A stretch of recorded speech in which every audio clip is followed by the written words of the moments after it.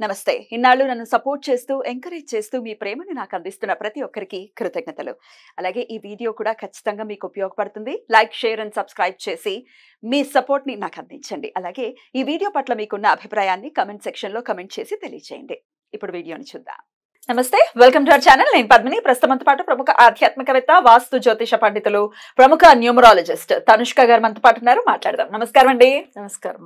తనిష్క గారు, ఇంకొకరు క్లయింట్ సిద్ధంగా ఉన్నారు. వాళ్ళ ఎక్స్పీరియన్స్ ని, అంటే మీతో ప్రిడిక్షన్స్ తీసుకున్న తర్వాత, మీరు చెప్పినటువంటి రెమెడీస్ ని ఫాలో చేసిన తర్వాత వాళ్ళ లైఫ్ ఎలా మారింది అనేది మనతో షేర్ చేసుకోవడానికి సిద్ధంగా ఉన్నారు. ఒకసారి మాట్లాడదాం. ఓకే. హలో. హలో, నమస్కారం అండి. నమస్తే మేడం. నమస్తే అండి. మీ పేరు సార్? చంద్రశేఖర్ మేడం. చంద్రశేఖర్ గారు. చంద్రశేఖర్ గారు, ఎలా తెలుసు మీకు తనిష్క గారు? ఎప్పుడు వెళ్ళారు? ఎప్పుడు కన్సల్ట్ చేశారు? ఎట్లాంటి సమస్యల నుంచి బయటపడ్డారు? మీ ఎక్స్పీరియన్స్ ని మాతో షేర్ చేసుకుంటారా? చేస్తాను చెప్పండి సార్. మేడం, నేను మేడంతో భక్తి టీవీలో చూస్తా ఉన్నాను. భక్తి టీవీలో వచ్చినప్పుడు చూసి చాలా ప్రోగ్రామ్ చూసినాను టీవీలో. ఇట్లా మాకు సమస్య వచ్చినప్పుడు మేడం భక్తి టీవీలో నెంబర్ తీసుకుని, టీవీలో డిస్ప్లే అవుతుంటది కదా, నెంబర్ తీసుకుని కాల్ చేసి మాట్లాడాను మేడం. మాట్లాడిన తర్వాత అమ్మాయి ప్రాబ్లమ్ చెప్పినాను. మేడం అయితే సాల్వ్ చేసినారు, బాగానే ఉంది మేడం. ఎట్లా నమ్మకం ఎట్లా కుదిరింది? ఇప్పుడు ఛానల్స్ లో చాలా మంది వస్తూ ఉంటారు, చూస్తూ ఉంటారు. మేడం దగ్గరికి వెళ్ళాలన్న నమ్మకం ఎట్లా కుదిరింది మీకు? మేడం దగ్గరికి వెళ్ళాలంటే చాలా ప్రోగ్రామ్స్ వచ్చినాను మేడం అయితే. నేను ఒకటి రెండు కాదు, ఎన్నో కొన్ని ఏళ్ళ ఇంకా చూస్తుంటాను. అది టీవీలో ఎప్పుడు చెప్తానే ఉంటారు మేడం, ఆ ప్రాబ్లమ్స్ ఇలా ఉంది, ఇలా ఉంది, సాల్వ్ చేసినామని. మాది కూడా బాగా చాలా క్రిటికల్ మూమెంట్ ఉండింది. అమ్మాయి ఇదైతే కొంచెం చదువులో ఇబ్బంది ఉండింది, అదన్నీ క్లియర్ చేసేసినారు. మేడం కి అయితే ధన్యవాదం మేడం. ఎన్నాళ్ళ నుంచి మేడం ని ఫాలో చేస్తున్నారండి? నేను 3-4 years నుంచి చేస్తున్నాను. 3-4 years నుంచి. ఓకే. సో ఎట్లా ఇప్పుడు రెమెడీస్ చెప్పిన తర్వాత మీకు ఎట్లాంటి, అంటే ఖచ్చితంగా మీ ప్రాబ్లమ్ సాల్వ్ అవుతుంది అన్న నమ్మకం కలిగిందా మీకు?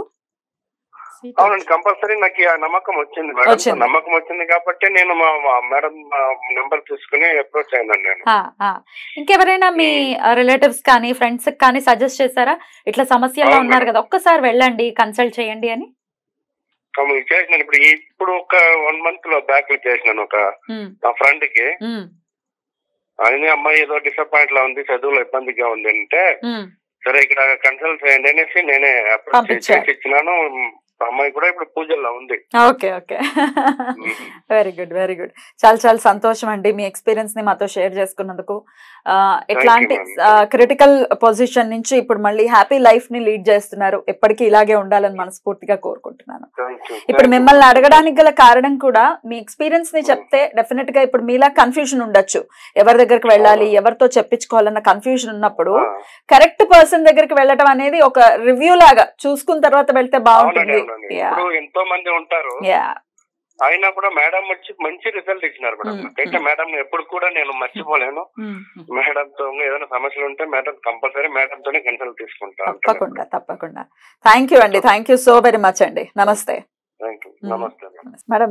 డెఫినెట్ గా ఇంకెక్కడికి వెళ్ళము, మేము మేడం దగ్గరే కన్సల్ట్ చేస్తాము అని అనటం. పిల్ల అంటే చదువులకి సంబంధించి కరెక్ట్. వాళ్ళ పాపకి యాక్చువల్లీ ఏంటంటే ఒక 2 years గా వాళ్ళు మెడిసిన్ సీట్ గురించి ట్రై చేస్తున్నారు. ఎప్పుడు ఆమె మంచిగా చదువుతాయి కానీ మార్క్స్ ఆమె అనుకునేట్టుగా రాలే, ఫెయిల్యూర్ అవుతుందన్న ఒక్క బాధలో కొంచెం అమ్మాయి వచ్చి డిప్రెషన్కి వెళ్ళిపోయింది. అసలు ఎవరితో సరిగా మాటలు లేకుండా మాట్లాడదు. ఎందుకంటే అమ్మాయికి చాలా బాధల్లో ఉండిపోయింది. ఆమె చదువులో ఇంత మంచిగా చదివిన మనం ఇలా ఉన్నాం కదా, అసలు మనకి ఎందుకు సీట్ రాలేదు. సో ఇవి అట్లా అంత బాధపడుతున్నప్పుడు వాళ్ళ ఫాదర్ కన్సల్ట్ అయినప్పుడు చెప్పిన, పాప ఎక్కువ డిప్రెషన్లో ఉంది. దేని గురించి అంటే మేజర్ స్టడీ గురించే.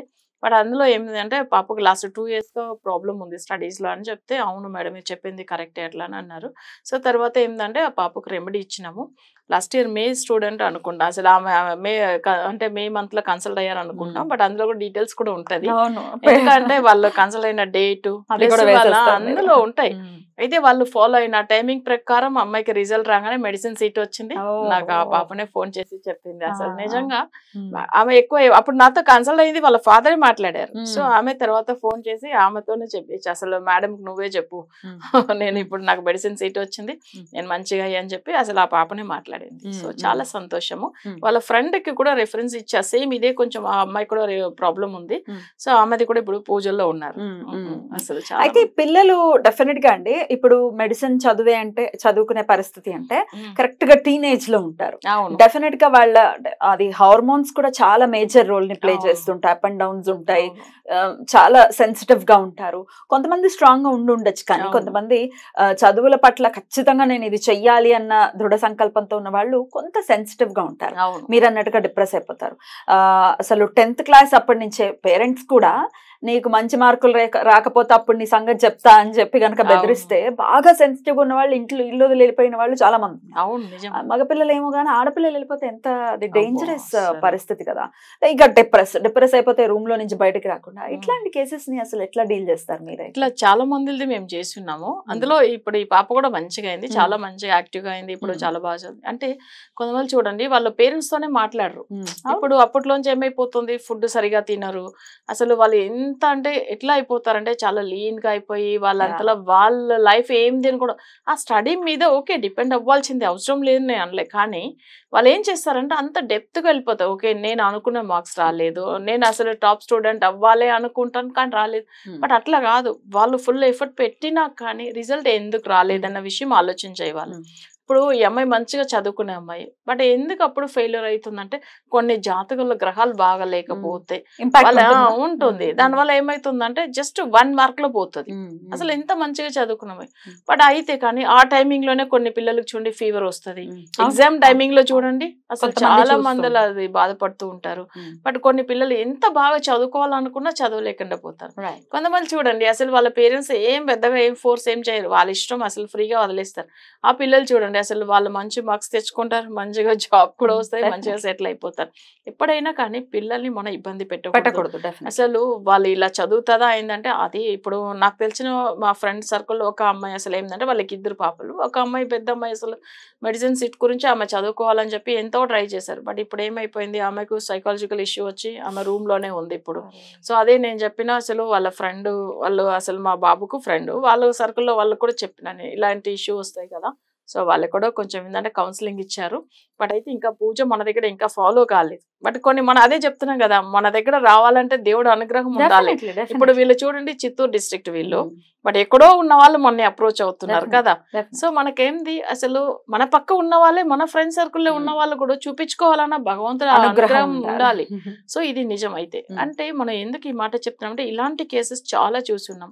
ఇంత ముందుగా కూడా మన ఇక్కడ ఆఫీస్ దగ్గర వచ్చిన వాళ్ళు ఒక పేరెంట్స్ అసలు అట్లనే బాధపడి ఏడ్చేవాళ్ళు. కాలేజ్ లో తన టాపర్ కానీ ఎట్లనే సైకోలాగా అయిపోయి తను అసలు తన బట్టలు తను చించుకుంటూ తను ఎట్లా అయిపోయాడంటే అసలు కాలేజీలో ఇంత టాపర్ గా ఉన్న అబ్బాయి ఎలా అయిపోయాడని ఎంత బాధ అనిపిస్తుంది ఆ పేరెంట్స్ కి చెప్పండి. ఇట్లాంటి ఇష్యూస్ కూడా చాలా చూస్తున్నాం. జాగ్రత్తగా పెంచాల్సి ఉంటుంది. అందులో టీనేజ్ పిల్లలు అంటే కత్తి మీద సాము లాంటి వాళ్ళే, చాలా జాగ్రత్తగా డీల్ చేయాలి. ఎంత సెన్సిటివ్ గా ఉన్న వాళ్ళని ఎలా డీల్ చేయాలి, లేకపోతే సెన్సిటివ్ గా లేని వాళ్ళంటే రఫ్ అండ్ టఫ్ గా ఉన్న వాళ్ళని ఎట్లా డీల్ చేయాలి అనేది మీరు అన్నట్టుగా భగవత్ అనుగ్రహం ఉండాలి. ఆ పిల్లల్ని కొంచెం ఈ ఫేజ్ అయిపోయిందంటే సెటిల్ అయిపోతారు.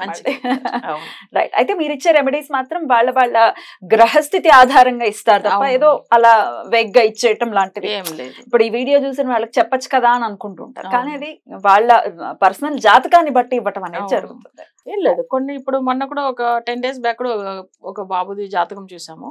అసలు పేరెంట్స్ ని అసలు వాళ్ళు అంటే వాళ్ళు చంపే అంత దేనికి వెళ్ళిపోతారు, అంటే వాళ్ళ ప్రాణం తీసే అంత కోపం ఎక్కువ. పేరెంట్స్ ని చూస్తే అసలు ఎట్లానంటే వాళ్ళు శత్రువు చూసేలాగా చూస్తున్నారు, అట్లా కూడా ఉంటారు. బట్ మంచి పిల్లలే, వాళ్ళకి ఆ టైం బాగాలేకుండా సో అలా ఉన్న వాళ్ళు కూడా ఉంటారు. వాళ్ళ కూడా అసలు ఎన్ని కోర్టు కేసులు తిరుగుతూ ఉన్న వాళ్ళు అసలు పిల్లల గురించి అని అసలు బాబు ఇలా చేస్తున్నాడంటే ఎంత బాధ ఉంటాయి తల్లిదండ్రులకు. అసలు ఎంత ప్రేమ ఇస్తున్నారో అంతకంత ప్రాబ్లమ్స్ కూడా వస్తాయి పిల్లల దగ్గర నుంచి కూడా వాళ్ళకి. బట్ పిల్లలు మంచి పిల్లలు ఉన్నారు, కానీ కొన్ని పిల్లలకి టైం బాగాలేకుండా ఇలా ఉండే వాళ్ళు కూడా అవుతారు. రెమెడీస్, పర్సనల్ రెమెడీస్ చేయించుకుంటే డెఫినెట్ గా మార్పు అనేది వస్తుంది. చాలా బ్యూటిఫుల్ గా ఎక్స్ప్లెయిన్ చేశారు. Thank you so very much అండి. నమస్తే. నమస్తే.